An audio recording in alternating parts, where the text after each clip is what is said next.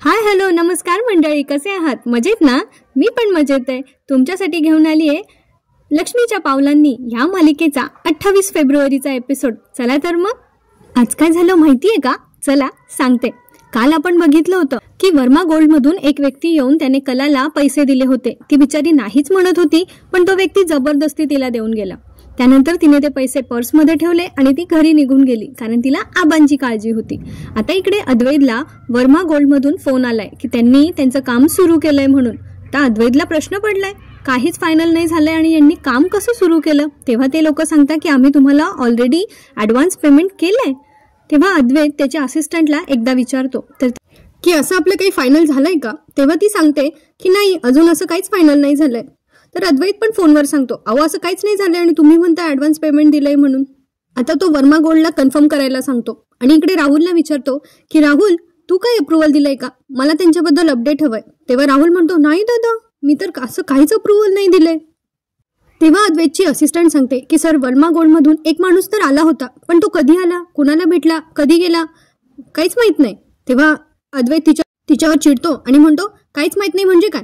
मग तो त्याच्या आईला विचारतो की आई, तुला कोणी भेटायला आलं होतं का? तेव्हा सरोज मॅम पण सांगतात, नाही, मला कोणी नाही भेटलं. का, काय झालंय? तेव्हा अद्वैत सांगतो की त्यांच्याकडून एक माणूस आला होता, त्याने ऍडव्हान्स पेमेंट दिलंय असं त्यांचं म्हणणं आहे आणि आपल्याकडून गो अहेड समजून त्यांनी काम सुरू पण केलंय. काय नॉनसेन्स आहे हा? त्यांनी कुणाला पैसे दिलेत?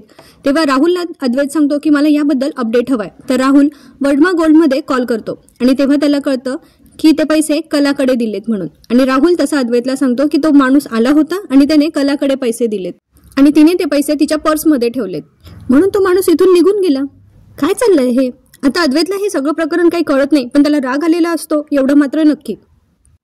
सरोज आणि रोहिणी आता घरी पोहोचलेत आणि त्या दोघी सोफ्यावर बसून मस्त त्यांची गंमत बघणार आहेत जणू. तर आता रोहिणी सरोजला अजून भरवत असते की आता अद्वैत घरी येईल ना, तेव्हा त्या दोघांमध्ये खूप भांडण होईल आणि त्या दोघांमध्ये जे काही होईल ना ते तू त्याच्यात मध्ये पडू नको, नाहीतर डॅड तुला 4 शब्द अजून जास्त सुनावतील. आणि आता रागात अद्वैत घरी येतो. तो जोरात ओरडत ओरडत घरात येतो. खरे खरे. त्यावर आता आबा आधी येतात आणि ते म्हणतात, काय झालं अद्वैत, असा का ओरडायलायस? आणि मग कला पण तिकडे येते. ती म्हणते, काय झालं चांदेकर? तेव्हा तो चिडून तिला विचारतो, तू ऑफिसमध्ये असताना वर्मा गोल्ड मधून माणूस आला होता? ती म्हणते, हो आला होता. म्हणजे तुझी आणि त्यांची भेट झाली? आता कला इथे सांगत असते, हो भेट झाली, पण तो अद्वैत तिला काही पुढे बोलू देत नाही. मग तो म्हणतो, हे सगळं करायला तू कोण लागून गेलीस? स्वतःला जास्त शहाणी समजतेस का? आता कलाला जरा ऑकवर्ड होत आहे की हा असा काय ओरडतोय माझ्यावर, पण तरी ती त्याला एक्सप्लेन करण्याचा प्रयत्न करते. पण अद्वैत कलाला काही बोलूच देत नाहीये. आता कला त्याला नम्रपणे बोलत असते, अरे पण असं काय झालंय अद्वैत, तू मला सांगणार आहेस का? त्यावर अद्वैत म्हणतो की त्याने तुला पैसे दिले ना? ती म्हणते, हो दिले पैसे आणि घेतले मी ते. मी तुला सांगणारच होते, पण तेवढ्यात अद्वैत मध्ये बोलतो, कधी? मुळात कोणी येऊन तुला पैसे देईल आणि तू ते घेशील? कोण लागून गेलीस तू? डिझायनर आहेस की अकाउंटंट? असं म्हणून अद्वैत तिच्यावर चिडतो आणि म्हणतो, तुला हे काम इतकं सोपं वाटतं का? जसं घरात तू कामं करते, एका बाजूला फोडण्या घालतेस, एका बाजूला किराणा सामान भरतेस. चांदेकरांचा टर्नओव्हर करोडोंचा आहे. ते पैसे तू वाटेत एकटीने घेऊन, जर वाटेत ते पैसे चोरीला गेले असते, तुला काही झालं असतं किंवा तुझ्या मेंढळेपणामुळे ते पैसे गहाळ झाले असते, तर जबाबदार कोण होतं याला? कसे भरून देणार होतीस तू? आता कला त्याला म्हणते, चांदेकर आणि मला बोलू तरी दे, मी नाहीच म्हणत होती, पण त्या माणसाने जबरदस्ती माझ्या हातावर पैसे थोपवले आणि तो म्हटला आता की याच्यामुळे काम थांबायला नको आणि तू पण नव्हतास म्हणून मला ते पैसे घ्यावे लागले. तर तो कलाला काही बोलू देत नाही. पण अद्वैतला बोलण्यापासून मग नंतर आबा थांबवतात आणि ते कलाला विचारतात, कले, अद्वैत म्हणतोय त्याप्रमाणे खरंच तू ते पैसे घेतले होते का? तेव्हा कला त्यांना हो सांगते. तर आबा म्हणतात, अगं पण का? हे बघ, पैशांचा कुठलाही व्यवहार करताना तू चांदेकरांच्या कुठल्याही वरिष्ठ व्यक्तीशी बोलायला हवं होतं. अद्वैत बरोबर बोलायलाय. आता मध्येच काडी टाकत रोहिणी म्हणते, सरोज वहिनी, आपल्याकडे पैशांचे व्यवहार वर्षानुवर्ष मेंटेन केले जातात ना? त्यावर सरोज म्हणते, अर्थातच. आज तू काय गोंधळ घातलायस तुला माहितीये का? अकाउंटमध्ये तर गोंधळ होणारच आहे, पण तू क्लायंट समोर काय गोंधळ घातलायस, आपली काय इमेज राहणार आहे याचा विचार केलाय तू कधी? त्यांना काय वाटेल की आपल्यात पारदर्शीपणा नाहीये?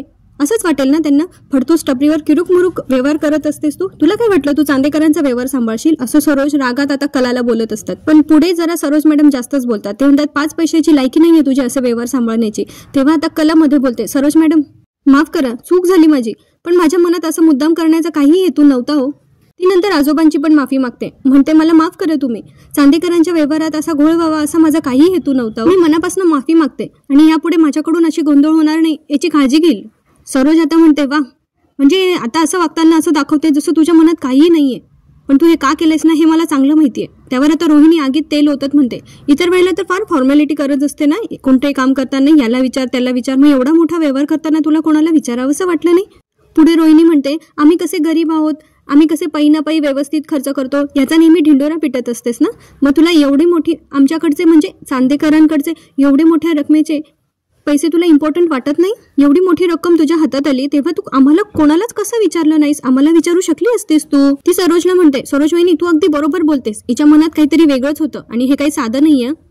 आता कला सरोजशी बोलते की सरोज मॅम, मी एकदा सॉरी म्हणाली आहे आणि म्हटलं तर मी पुन्हा मनापासून परत एकदा सॉरी म्हणते, पण माझ्या मनात असं काही नव्हतं रोहिणी मॅम. पुढे अद्वैत रागात तिला विचारतो, पैसे कुठे आहेत? त्यावर कला म्हणते, आहेत पर्समध्ये. तर अद्वैत म्हणतो, रूममध्ये गेल्यावर आधी मला पैसे दे.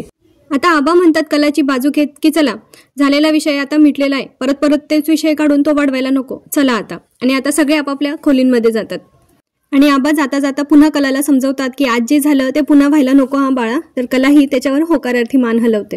अद्वैत कलावर चिडलाय म्हणून त्याने कलाशी अबोला घेतलाय. आता कला सारखी सारखी त्याला मध्ये मध्ये त्याची कामं करायला मदत करत असते, पण अद्वैतला तिची कुठलीही मदत नकोय, त्यामुळे तो स्वतःची कामं स्वतः करतोय. आता कला तिच्या पर्समधून ते पैसे काढून अद्वैतच्या हातावर देते आणि अद्वैत ते पैसे कपाटात ठेवतो. आता ती मनातल्या मनात म्हणत असते की अद्वैत बोल ना माझ्याशी, असा अबोला नको ना धरू, खोलीत फक्त तू आणि मीच असल्यावर मी असा अबोला कसा सहन करू? कला आता विचार करत असते की मी असं काय करू की अद्वैत माझ्याशी बोलेल. तर ती आता त्याचं आवडतं जे गाणं असतं हृदयी वसंत फुलताना ते थोड्याशा बेसुऱ्या आवाजात म्हणते. तिला असं वाटतं की आता तरी त्याने मला म्हटलं पाहिजे की बस माझं आवडतं गाणं असं बेसुरं करू नकोस. अद्वैत लॅपटॉप उघडून त्याच्या कामाला बसून जातो आणि कला इकडे गाणं म्हणत असते, हृदयी वसंत फुलताना प्रेमास रंग यावे, आणि ती एकदम बेसूर आवाज काढत असते. पण अद्वैत काहीच बोलत नाही. आता कला मनाशीच बोलते की चांदेकर बोल ना, की कला तुझा आवाज चांगला नाहीये, माझ्या आवडत्या गाण्याची वाट लावू नकोस म्हणून, पण तो काहीच बोलत नाही. ती त्याच्याशी बोलण्याचा प्रयत्न करते पण अद्वैत तिथून उठून जातो. ती पुन्हा मोठ्याने गाणं म्हणायला लागते तर अद्वैत तिथून उठून परत बेडवर जाऊन बसतो. आता ती म्हणते, चांदेकर मी तुझा पाण्याचा ग्लास आणलाय का सांग ना, मला आठवत नाहीये. पण तो काहीही बोलत नाही. नंतर ती म्हणते की उद्यासाठीचा गजर तू लावशील का, माझ्या फोनची बॅटरी जरा लो आहे आणि चार्जर पण सापडत नाहीये. आता अद्वैतला असं वाटतं ही किती निर्लज्ज मुलगी आहे, एक तर स्वतः एवढी मोठी चूक केली आणि आता मागे पुढे करते. खरं तर हा तिचा निर्लज्जपणा नाहीये, हा तिचा प्रेम आहे. वेडा अद्वैत, तुला कळणार कधी? आता कलाला असं वाटतंय हा स्वतःहून काही माझ्याशी ह्या विषयावर बोलणार नाहीये, म्हणून ती म्हणते जाऊ दे आता मीच विषय काढते, नंतर चिघळण्यापेक्षा काय व्हायचं ते आत्ताच होऊ दे. आणि मग कला स्वतःहून तो विषय सुरू करते. अद्वैतची कला पुन्हा एकदा माफी मागते. ती म्हणते, अरे मी पुन्हा तुझी एकदा माफी मागते. मला माहिती आहे आज जी मी वागली आहे त्याच्यामुळे चांदेकरांच्या इमेजला फटका बसला असता, पण मी काय करू असं, मी आता याच्या पुढे नाही करणार. बोल ना माझ्याशी, बोल ना, मी असं काय करू? पण अद्वैत तिचं काहीही न ऐकता आणि तिच्याशी एक शब्दही न बोलता सरळ हॉलमध्ये येऊन बसतो. तेव्हा त्याचं लक्षात येतं की त्याची मम्मा सरोज मॅम त्या झोपलेल्या नाही आहेत. ते एवढ्या रात्री जाग्या कशा हे बघण्यासाठी अद्वैत सरोजच्या रूममध्ये जातो आणि त्याला विचारतो, मम्मा येऊ का आतमध्ये आई? तर ती म्हणते की ये ना, असं परक्यासारखं का विचारतोयस? तर अद्वैत म्हणतो, तू जागी आहेस अजून? तर त्या म्हणतात की हल्ली मला रात्री लवकर झोपच नाही लागत आणि हे आजचं नाही आहे, गेले कित्येक महिने असंच होत आहे. पण तुला ते फक्त आज जाणवलंय, म्हणजे तुझ्या खोलीतून तुला बाहेर पडण्यासाठी वेळच नसतो ना, असं म्हणून त्याला टोमणा मारतात. आता सरोज पण त्याला इमोशनल हे करते. अद्वैत म्हणतो, आई असं का बोलतेस? त्यावर सरोज म्हणते, तुला करण्यासारख्या खूप गोष्टी आहेत, पण माझ्यासाठी फक्त तूच आहेस ना. एका बाईसाठी फक्त तिचा नवरा आणि तिची मुलं हेच महत्त्वाचे असतात. माझा नवरा तर असून नसल्यासारखा आहे आणि शेवटी किती कणखर असले तरी मी पण माणूसच आहे ना. अद्वैतला वाटतंय आज त्याची आई असं काय बोलते. तर तो म्हणतो, आई पण तू माझी एवढी काळजी का करतेस? तर सरोज मॅम म्हणतात की कारण मला तुझं भवितव्य बरोबर वाटत नाहीये रे. तुझी काळजी वाटणारच ना. आता मला झोप नाही येते तर असं वाटतंय की आता मला झोपेची गोळीच घ्यावी लागणार आहे. अद्वैत तिला समजावत सांगत असतो की नेहमी मला सांगते प्रत्येक गोष्टीकडे प्रॅक्टिकली कसं बघायचं, तटस्थ कसं वागायचं, आणि आता काय झालंय, तू अशी का वागतेस? एवढी काळजी करण्याचं कारण काय आहे माझी? अद्वैत आता सरोजला समजावून सांगत असतो की तू एवढा माझा विचार का करते, सगळं काही छान चाललंय. पण सरोज त्यावर म्हणते की आपल्याला असं वाटत असतं की सगळं काही छान चाललंय, पण तसं नसतं ना. माणसाला आयुष्यात एकदा का वाईट अनुभव आला आणि तसाच अनुभव आयुष्यात पुन्हा पुन्हा येत राहिला ना की मन घाबरं होतं. आणि आता मला तीच भीती तुझ्या बाबतीत वाटते. तुझ्या बाबतीत असं काही झालं ना तर मी सहन नाही करू शकणार रे. अद्वैत म्हणतो, म्हणजे काय म्हणायचंय तुला, तुला असं का वाटतंय? त्यावर सरोज त्याला इमोशनल ड्रामा करत म्हणत असते, सांगते ना बस, आपल्या चांदेकरांकडे ना सगळं काही आहे, असं काहीच नाहीये की आपल्याकडे नाहीये, पण आपल्याकडे संसार न टिकण्याचा इतिहास आहे आणि तुझ्याही बाबतीत तसंच होऊ नये असं मला वाटतं. बाकी कसंही असलं ना तरी चालतं रे, पण आपला जोडीदार हा आपल्या मनासारखाच असावा. आजकालची जनरेशन कशी म्हणते की नेहमी दोघांनी एकमेकांसाठी कम्पॅटेबल असायला हवं, पण नेमकं याच बाबतीत तुझे बाबा आणि मी आम्ही खूप विसंगत होतो. आम्ही एकत्र राहिलो का त्याचं कारण म्हणजे तू. कदाचित आमच्या दोघांची वेगवेगळ्या लोकांसोबत लग्न झाली असती तर आम्ही आयुष्यात अजून सुखी राहिलो असतो. आणि आमच्या या नात्याचा परिणाम तुझ्यावर झालाय. आम्ही तुला एकत्र कधीच नाही वाढवू शकलो. आम्ही तुला कायमच गृहीत धरत आलो रे, तुझं आयुष्य पणाला लावलं. आता या गोष्टींचा परिणाम तुझ्यावर होऊ नये आणि तुझ्या आयुष्यातही तसंच होऊ नये असं मला वाटतं. म्हणतो, आई मला हे सगळं माहिती आहे, पण आज तू हे सगळं का सांगतेस. तेव्हा सरोज म्हणते, हे सगळं तुला सांगण्याचं कारण की मला तूही त्याच रस्त्यावरून जाताना दिसतोयस. सरोज त्याला सांगते की तुझं ज्या मुलीसोबत लग्न झालंय ना, ती मुलगी आणि तू मला कुठल्याही बाबतीत एकसारखे दिसत नाही. तुम्हीही एकमेकांपासून खूप विसंगत आहात. तुमच्यात जराही कम्पॅटेबिलिटी दिसत नाही. तुमच्यात प्रेम निर्माण झालंय. तर अद्वैत म्हणतो नाही.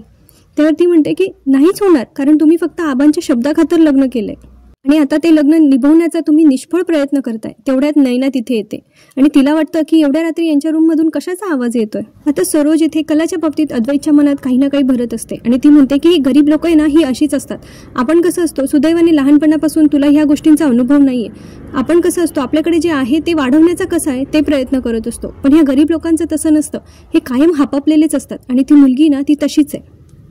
दुर्दैवाने तुझं लग्न ज्या मुलीसोबत झालंय ना, ती पण तशीच आहे आणि तिची पावलंही सरळ नाही आहेत. तिचं डोक्यात कायम हेच असतं की कसं आपल्याला लुबडता येईल. पण अद्वैतला हे काही पटत नाही आणि तो म्हणतो की मला नाही वाटत आई खरे तशी आहे. आणि इथेच आजचा एपिसोड संपतो. त्यांनी पुढच्या भागात आपल्याला दाखवलंय की सरोज रडून रडून अद्वैतकडे इमोशनल ड्रामा करत असते की तुझ्या वडिलांनंतर माझा आधार तूच आहे आणि ती मुलगी तुझ्यात आणि माझ्यात फूट पाडण्याचा प्रयत्न करते. आता मला सांग अद्वैत, हे सगळं मी कसं सहन करू. आणि हे सगळं नैना दाराच्या बाहेरून ऐकत असते. आता अद्वैतही विचार करायला लागलाय की खरेच्या आणि माझी आधीची नाती माझ्यापासून दूर नको जायला. आणि इथे दुसरीकडे राहुल आणि नैनाचं पण काहीतरी प्लॅनिंग चालू आहे की आता सरोज मामी अद्वैतचे डोळे उघडतेच आहे, तर आपण पण ह्या सगळ्या गोष्टींमध्ये थोडी भर घालायला हवी आणि थोडा धक्का द्यायला हवा.